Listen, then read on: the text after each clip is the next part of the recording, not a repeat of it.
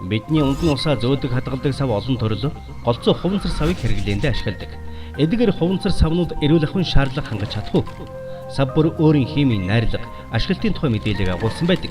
Үүнийг мэдж байх нь танай гэр бүлийн эрүүл мэндэд нэн тустай. PET1 PET1 тэмдэглэгээтэй бол ундаа ус, шараариг, ургамлын тос хачир хийхэд зориулагдсан.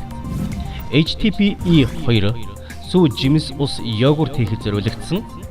LTPE4 хүнсний бүтээгдэхүүн хадгалах зориулалттай. PP5 тараг, сироп, мөсгөлдөгч зэрэгт ашиглаж болно. Третан 7, BPA free 7 ундны цэвэр ус хадгалах, зөөвөрлөхөд нэн тохиромжтой. PC7 ус зөөвөрлөх, хадгалах зориулалттай. Акрилик SAN 7 гэр ахуйн сав суулга хийх ус шүүх савны зориулалттай.